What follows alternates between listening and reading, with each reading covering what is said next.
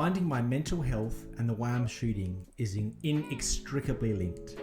G'day guys, Ace here. It is so good for you to join me again. And what a cracking start to 2024. It's been a big year already. I've already taken a few cameras out and I'm really excited to share you about that.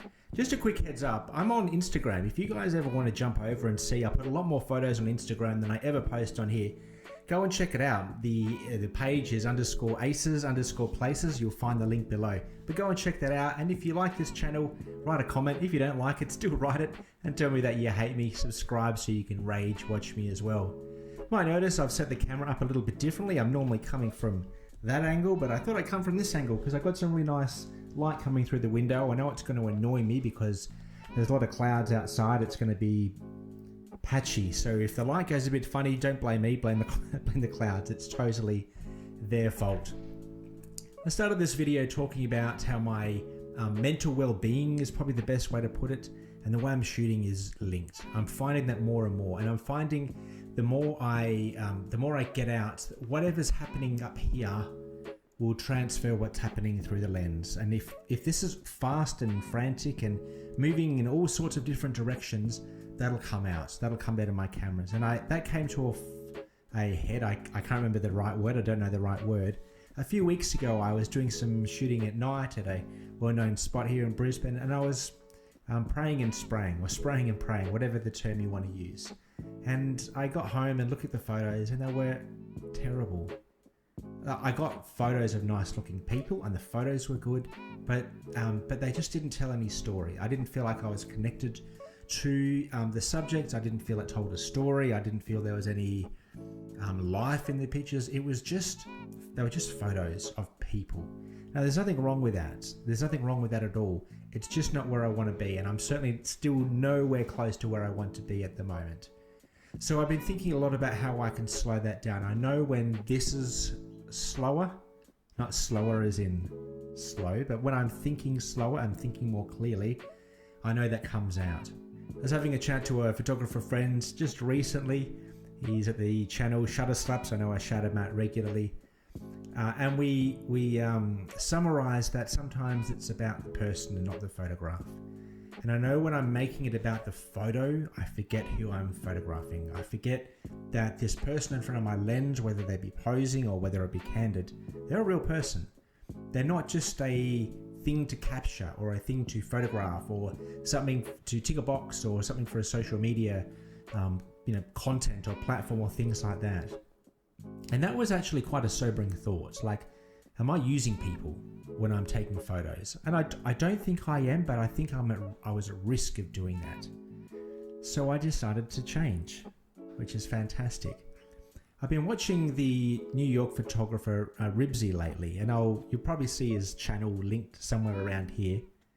He's a fantastic street photographer, and he's been deliberately trying to slow down. He's been doing a lot of good gear reviews, certainly historically, but he's been getting out doing a lot more street shoots, and the term he uses is slow photography. And if you watch his videos, which I'm assuming is typical for what he does, gets to know the person. He'll strike up a conversation, which is normally relatively similar to what I do, not all the time, and have a chat to them and get to know them a little bit and form a bit of a connection, even if that connection is episodic, and take their photo. And he's really experienced. He knows his stuff. He's a great photographer. You can still see the emotional and the cognitive and the mental mechanisms going on inside his head when he's taking these photographs. And that's a real niche photography thing to say. It probably doesn't make sense to anyone else. It makes sense to me. That's all that matters. So what I did on the weekends, I started to slow things down. You'll notice the POV footage is going to be really shaky, and the reason why is I just had my GoPro on my lapel kind of strapped on my backpack, so you'll see that's going to be a bit jaunty, and I apologize for that. It's not too bad because the stability in this is pretty good. GoPro 10, I think it is 10. Put that over there for now.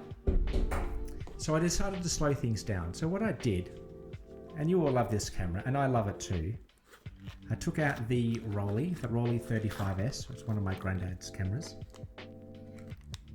Click that open. Look at that. Isn't that just a work of art?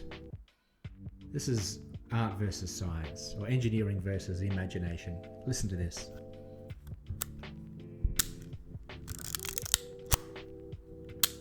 Isn't that just perfection?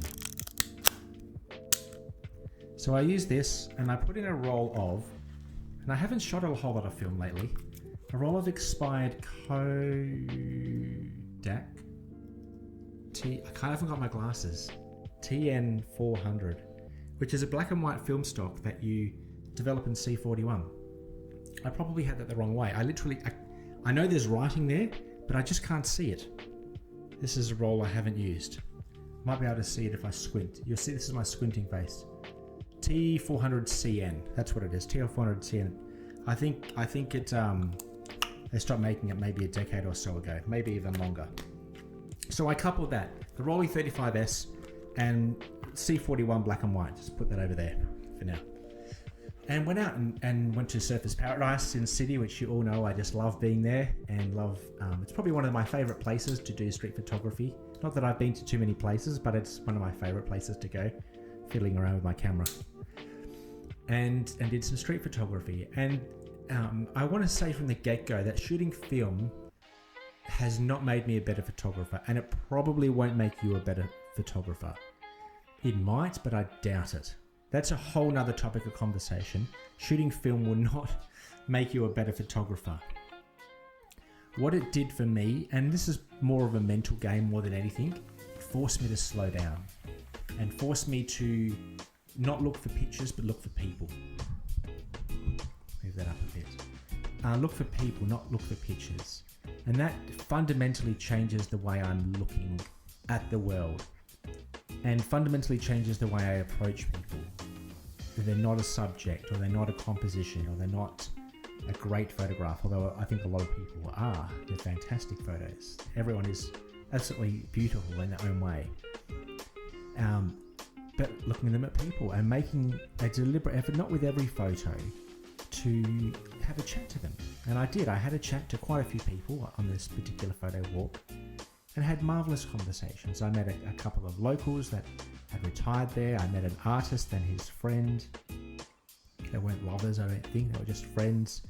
She said she was chronically depressed and just loved coming down here when she was all stuck up in her head. I just met some really interesting people.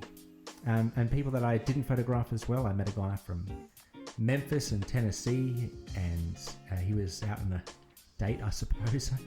Kind of railroaded the date. And it was wonderful. It was so nice being out. And it made me remember that I'm not taking or making photographs. These are people. These are real people with their own backstory. And that was a light bulb moment for me. It was really good. And I know it was because the next day I took my XT1, my digital, and went into Brisbane South Bank and shot like film and deliberately slowed down and met some more people. And so that really fundamentally changed how I looked at things. If you're a camera nerd and you want to know how that film went, it went pretty good. It's rated at ISO 400. I shot at 200. I was fortunate that for most of the day it was pretty sunny. So I sunny 16'd it most of the day. I zone focus between 2 and 4 meters. So most of the photos were relatively okay. They were relatively okay. They were fine. I love this camera. You know when you just love a camera? I love this one. If you guys ever get your hands on one of these, a Rollei 35s, do it because they're just beautiful. There's a garbage truck at the front of my door. I apologize if you can hear it. So the takeaway message from this video is to slow down. Slow down and enjoy the process. You're not, when you're taking photos, obviously, you're taking photos or making photos. And if you're a street photographer, those photos generally include people in them. That's normal. That's a normal thing.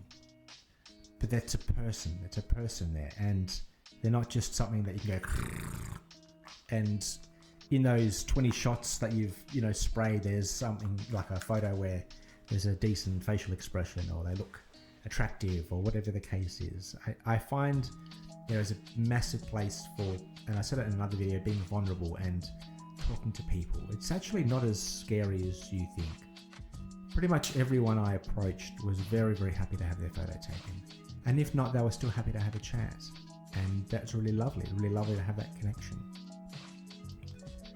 Photography always for me is about connection, and I'm finding that the more I shoot, the more that's what it's about. It's about connecting with myself, with translating what's up here and trying to focus it, no pun intended, through a camera, with a film stock or through digital. Trying to connect with the people around me, trying to understand what's happening around me, still playing with the camera. And it's a beautiful thing when you make that connection, even if it's only a short time connection. There's a connection there, and I think that it adds something to the human experience. Well, this has been a bit philosophical, guys, and I tend to do that this way. There's no script. I just was thinking about what I should say. If you like this video, let me know in the comments. Let me know if you think about, or if you struggle, or what the relationship is between the photo and the subject, the person. There's a relationship there. There's an exchange there, and I can't quantify. I don't have the words to quantify what that is yet, apart from connection. But I know there's probably decades of thought that have gone into that. So if you know what that is, or if you can articulate that, I'd really love to know what those thoughts are. Thanks for joining me, crew. It's been great. I'm loving street photography. I'm loving slowing down. I love this camera. It was nice shooting film again. That's I haven't shot film since before December. No, tell a lie. I think I shot a roll. I did. The last roll I shot was with a Minolta 7000 with a pervert lens. The video's done really well, by the way. Thank you if you watched that. So it was nice to shoot film again, and nice to slow things down and be deliberate and get up close to people. I enjoyed that. That's important to me as a street photographer, and I think it should be important to you if I can be a gatekeeper. Well, crew, if you got this far, I really appreciate it. Let me know the comments and the thoughts. Go and check out my Instagram and leave a comment, leave a like, subscribe if you haven't done so already. Remember, crew, every day is an adventure when you have a camera in your hands.